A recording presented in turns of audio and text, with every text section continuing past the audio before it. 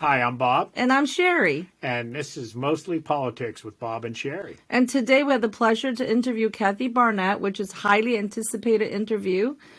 She is running for U.S. Senate in Pennsylvania. Welcome, Kathy. Thank you guys so much for having me on. Okay, so we're going to start. We know you're busy, so we're going to start with the first question. Many people who supported President Trump also support you as the next senator for Pennsylvania. And yet, Trump endorsed Dr. Oz, which confused and disappointed a lot of people. Can you tell us about your thoughts on that? Well, I have a lot of thoughts. My first thought is that was perhaps one of the best things that have ever happened to my campaign.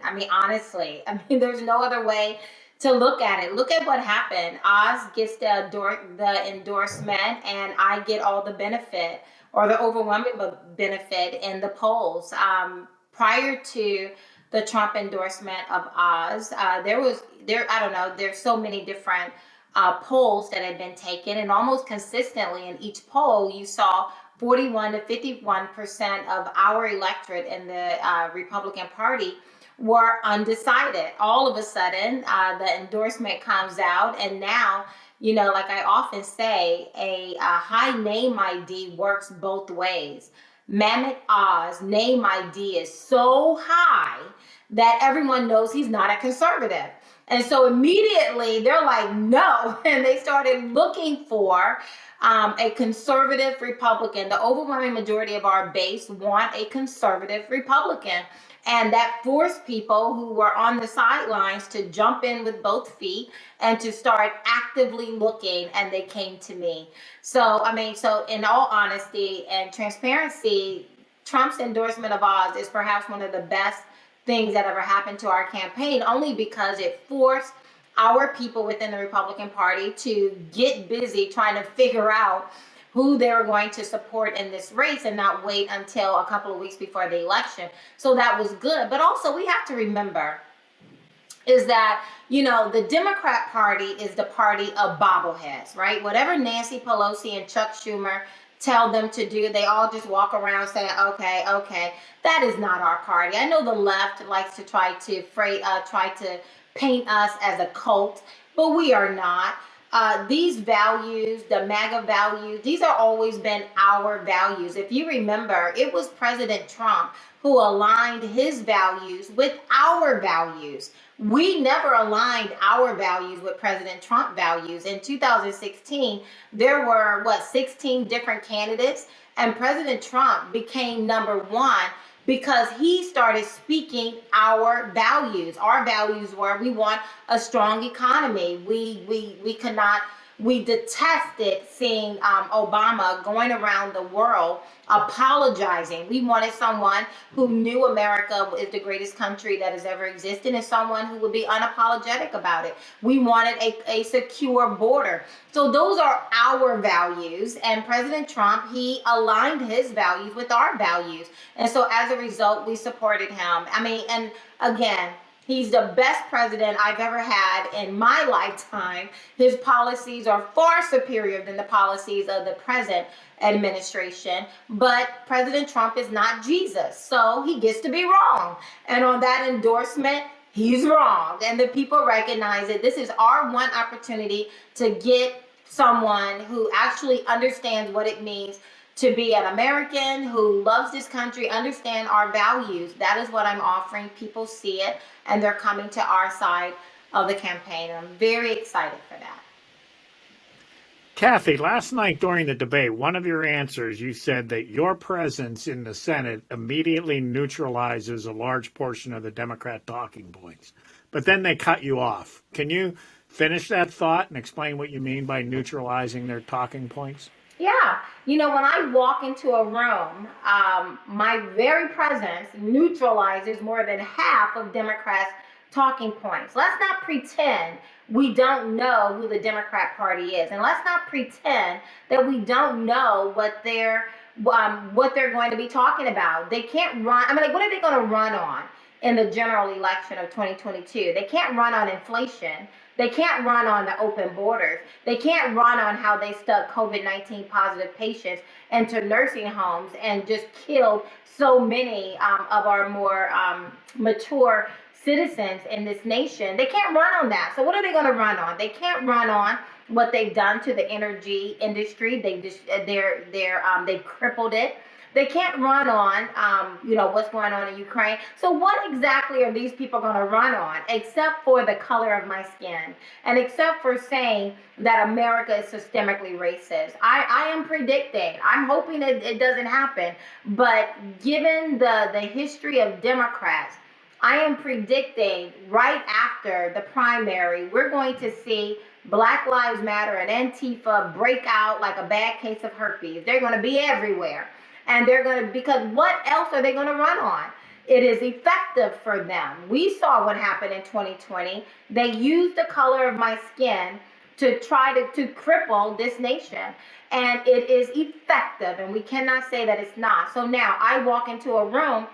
Most people know my story. I grew up in dire poverty. I grew up below the bottom rung of the economic ladder. I grew up in a home with no insulation, no running water, an outhouse in the back and a well on the side. I mean, we were so poor we couldn't afford the other O. We were just po.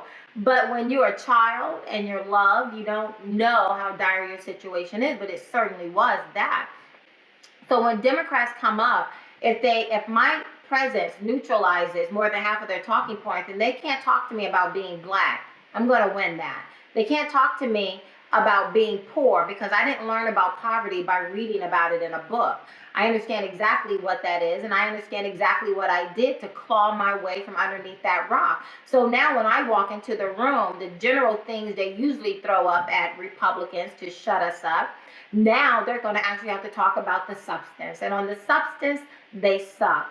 A lot of people bought into Democrats' utopia because they thought it was going to be a better way of living. But the reality of living in utopia sucks. And people are experiencing that. Things are going to get even more precarious for a lot of people, which is very heartbreaking. But this inflation, there is no ceiling on it. So that's what I mean by that. And let me just wrap it up by saying that is a tremendous amount of power in the hands of Republicans. If they understood how me simply walking into a room takes away more than half of what Democrats' tricks are. And now these people have to focus on the issues. And on the issues, we win. So talk a little bit to the general public, Republican, Independent, Democrat. What makes you the best person to represent Pennsylvania in the United States Senate? Yeah. Let me just sum it up by saying I am you. If you're feeling pressure at the pump, I am too. I'm feeling pressure at home. We just filled up our propane tank. It's more than double what it was last year. We feel that, right? So you have these carpetbaggers. I have 3 who have just parachuted into our state. And they are bringing a tremendous amount of personal wealth. And, listen, money is not bad or good, but how you've acquired that money is something that we should talk about. And when you're looking at Dave McCormick as well as Mehmet Oz, for example, both of them are a part of the WEF, the World Economic Forum. When you go and look at during the time that Dave McCormick was at his company as CEO of Bridgewater, and you go and you peruse their website, they talk extensively about ESG, environmental social governance, which is the equivalent of what communist China has in these social credits, right? If you're woke enough, if you're compliant enough, if you shut up and do as you're told enough, then you will get enough credits in order to live your life according to how some woke corporation believe that you should. He is very much a proponent of ESG, and it's ESG that is also crippling our energy industry. And so, now we have Dave McCormick galloping around the state saying he's going to be tough on China. How exactly is he going to be tough on China when China is the reason why he's so very rich? Is he really going to bite the hand that feeds him? I don't think so. I think these are just talking points. And one of the things I said on the debate stage when The one and only time they decided, Mehmet Oz and Dave McCormick decided to stand up on stage with us. We've had 6 debates. They've only attended one of them. And on that stage, I wanted the Republican people, our viewers, our constituents to know that it doesn't take a whole lot for someone to go into a room, learn our talking points, and then come back and parrot them to us. We should have learned a very valuable lesson coming out of these past 2 years. One of the lessons we should have learned is that these people are not playing with us on the Democrat side. They're not playing with us. When they say fundamentally change this country, they mean fundamentally change it by any means necessary. And by fundamentally change, I mean destroy it. And that's exactly what they've done. You pick an industry, you pick an issue.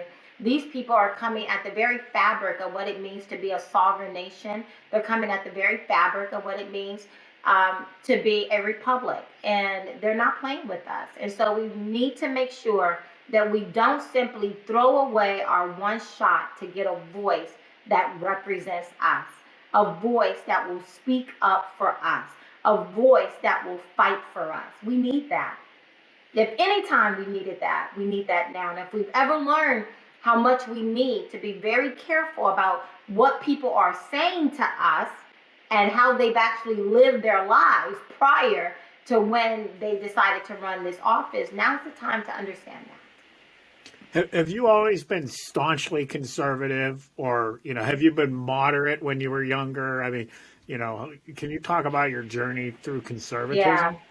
I, unfortunately, for some of my family members, I have always been a 10. My foot has always been pressed down all the way on the pedal. I grew up, most Black people, especially in the South, and especially during the time that I grew up, I could say pretty confidently, are generally conservative, right? And if we voted our values, the overwhelming majority of Black people, I believe, would be voting Republican. So I grew up very conservative, but like I say to people often, I was born into the Democrat Party, just like I was born into brown skin. There was no point of differentiation. No one ever discussed it. You're Black, you vote Democrat. And although when I became eligible to vote at 18, I took it very seriously. I researched all the candidates, but you don't know about the subliminal messaging that is going on in your mind and why you do some of the things you do. So even though I was researching, I was still voting Democrat until I was a junior in college and I decided I wanted to get involved in politics. And then I went to the first Democrat office I saw and said, I want to help you. And as I'm sitting there and he's talking to me, for the very first time I had a thought, and I felt like other people could hear this thought. It was so loud and it hit me so hard. And the thought was, do you even know what he believes? The Democrat who's speaking to me. The lingering thought was, do you even know if what he believes is what you believe? And I was so uncomfortable. I remember him taking his breath, me jumping up and just running out of the office. I know I must have looked crazy, but that was the first time that a seed was planted to really begin to look beyond the talking points and the narratives and to truly begin to examine how the policies they have pushed and how those policies actually show up in communities where I was living. And so that was the beginning of me, a junior in college, beginning to really examine and to hold people accountable. I started downloading our legislators' policies. I started just really trying to read and understand. And so it didn't take very long after that for me to begin to start voting exclusively Republican. And certainly, in today's environment, I would never vote for a Democrat. I mean, and it's not that all Democrats are evil, but there is a very radical left within the Democrat Party that is displaying some very strong totalitarian ideologies, and we need to be very clear about that. What do you tell the younger black kids that are eligible to vote that believes in the media and associates bigotry and racism to the Republican Party and And then how do you talk? What do you say to those young kids? Yeah. Let me just say, Black people are not unicorns. We're not special little unicorns. We want what everyone else wants. We want good schools. We want safe streets. We want to be able to purchase a home. We want thriving jobs. We don't want liquor stores on every street corner. We want real thriving and sustainable businesses, right? The problem with the Republican Party, for whatever the reason, and there are numerous, some legitimate, some not so legitimate, but for whatever the reason, Republican Party has ceded the Black community over to the Democrat Party. And so the Democrat Party is the only one who walks into these communities, and when they do, they're peddling victimhood. So Black people generally don't get to hear the other side of that coin. And as I often say, is that the Republican Party, we have the better values and we have the better story. We just keep picking people who suck at telling our story. So one, we need to start picking better people to go all across this nation, and specifically Pennsylvania, and sharing our story, right? And so when I walk into a room, and I've done it all the time, if you go to my Facebook page at Kathy Barnette for Senate, you will see all kinds of photos of me walking into very diverse groups of people. You will see me walking into a room full of Amish people, and you would see them walking me in and introducing me as she has our values, right? And you will hear Amish people applauding, right? But they love me because they love my values. And if you remember, the Amish people came out very strongly for President Trump in 2016.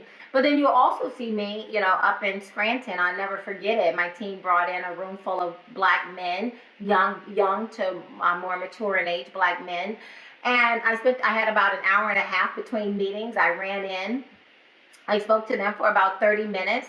And then the next 30 minutes, they all changed their voter registration from Democrat to Republican, except for one. And the one who didn't, he was so apologetic. He was like, I've just been a Democrat all my life. I don't think I can do it. So I pick him up in the general. Don't worry. But then you would see me down in Philadelphia in a room full of Black people from the Horn of Africa. So we're talking about Eritrea, Ethiopia, Somalian, and there's about 100,000 of them here in Pennsylvania, highly concentrated between Harrisburg and Philadelphia. And you will see these people, they all changed their voter registration from Democrat to Republican. Why? It's because the Republican Party has the better values. And people come to the Republican Party because they believe if we get in office, we will actually address the root causes of our issues. The problem occurs when Republicans get in office and we squabble like a pack of hyenas and don't get anything done. Then people shift over to Democrats because Democrats will not solve your problem, but they will cut you a check, right? And so people are looking. So one, I just walk in, tell our story as a Republican Party, share my own story and how, and they see me as authentic and relatable. And because our values are superior and they believe if we get in office, Republicans will begin to address root causes, they're just shifting over their votes. But they also are doing it because I have that ability to walk into any community. I'm very comfortable in my skin. I actually love people.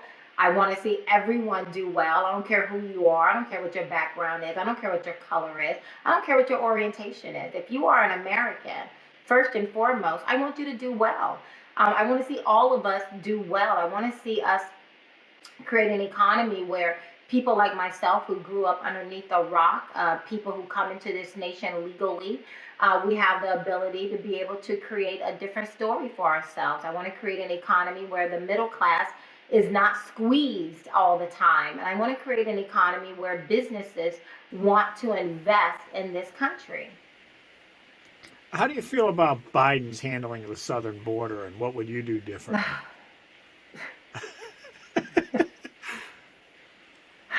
Oh my goodness. I mean, it's not even funny because not only are our enemies watching and taking notes, but our allies are watching. And we're beginning to see our allies begin to cuddle up to others who we may not have thought they would before, but they're beginning to cozy up to people like China, for example. You have Bangladesh and India just recently at the United Nations. Bangladesh and India, who are typically really good allies of America, would not go along with America and other nations within the United Nations to condemn Putin for what is happening in Ukraine. Why is that exactly? Because we have we're teaching our enemies that we are not to be feared, and we are teaching our allies that America is treacherous as a friend. And those are not good messages. And it is all as a direct result of the Biden administration and the very inferior people he has surrounded himself with. And so although we want to laugh and call him a clown, he's undisciplined, I mean, just ridiculous. And we all know it. Yet it's not just Biden any longer. This is we as a people, as a nation, are being reflected. And so when I turn to the border, I mean, it is just unnerving. And in fact, it was the immigration issue that got me from what I was doing in late 2019 and got me involved in politics in this way. It was that issue of immigration. Back in 2019, I had downloaded what Democrats in the House were putting forward as a bill called the New Way Forward bill. It's their immigration plan, and it was very unnerving. What we are watching today at the southern border is exactly what Democrats are doing. We got one more question because I know your time is precious. This is a question some of your supporters want us to ask. What does America First mean to you? It's a lot of things, right? I mean, it's the light, the shining light up on a hill. Not only for those outside of our borders, but for those on the inside as well. To me, it means freedom. And I believe we find that freedom within the pages of the U.S. Constitution. Either we are a land of law and order, or we're not. And right now, I remember, young and reading a letter that John Adams wrote to his wife, Abigail. And he said, our Constitution is made only for a moral and religious people. He said it is wholly inadequate for any other kind. Moral, meaning people who understand the difference between right and wrong. And religious people, because how else are you going to get those morals unless you have a moral lawgiver? And then he drops down in that letter to his wife, Abigail, and I'm paraphrasing, but he said, when our nation becomes so filled with people, he called it unwarranted chivalry, people who are chivalrous for no reason at all, people who are tolerant even in the face of some of the most intolerable behaviors. He said, we will begin to move through the Constitution like a whale moves through a net. And that's exactly where we find ourselves. I mean, I could just look at the First Amendment. There are 5 rights: freedom of speech, freedom of religion, freedom to assemble peacefully, freedom to petition your government with grievances, freedom of the press. And you can just look to see, just in the first 5 rights of the First Amendment, how we are now moving through the Constitution like a whale moves through a net. And our nation does not exist apart from the U.S. Constitution. I used to ask my students, what makes America so great? And they will always start off with themselves. And I'm like, no, it's not about you. I know your mama thinks it's about you, but it's not about you.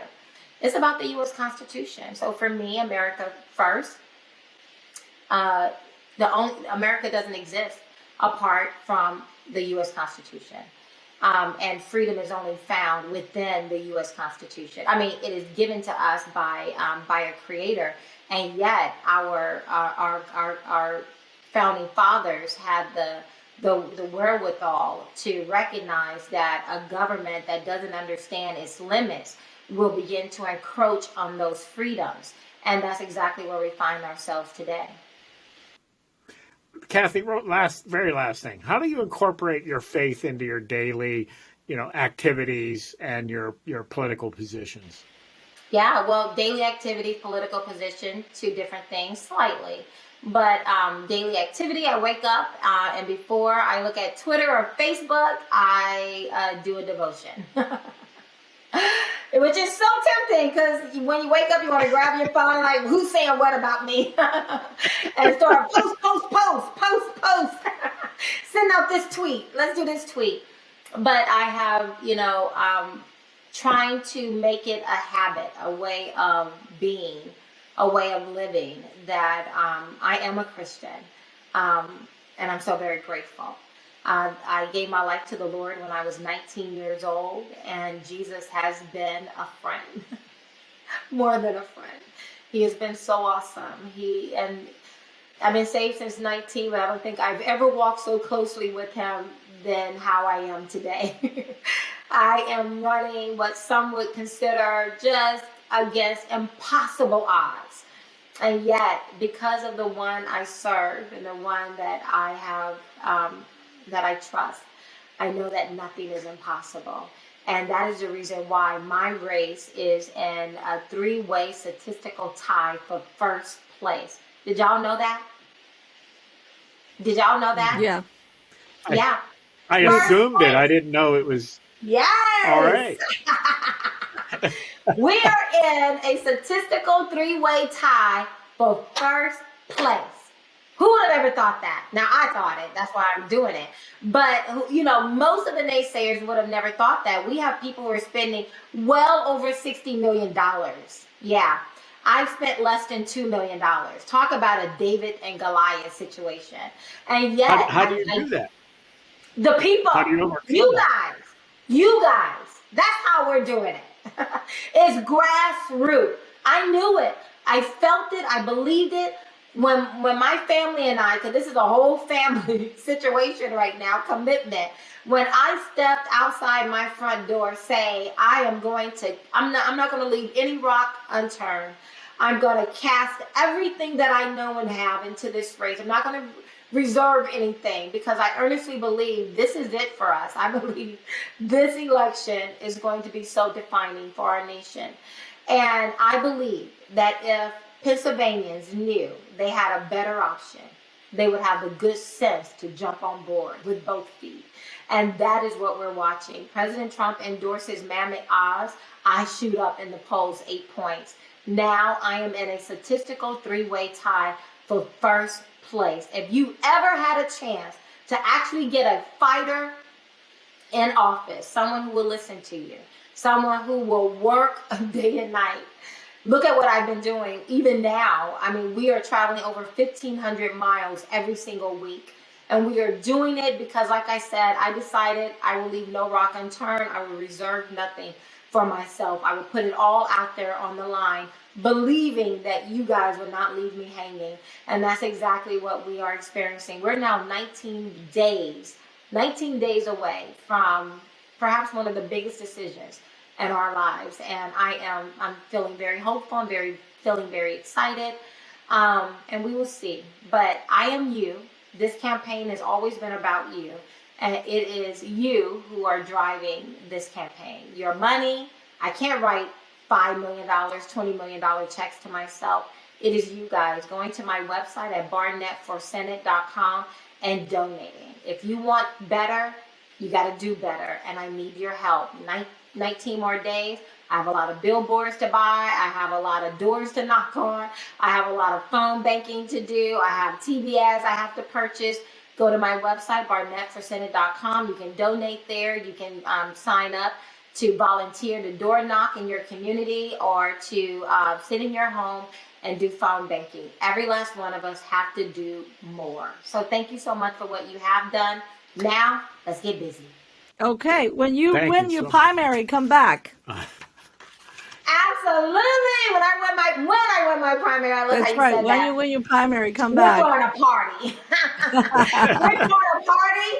So we got to just take a break. We got to breathe. And Right. then we hit the ground running Yes. for November. So get ready. When I win, statewide party. And then we get our walking orders for the next several months to November.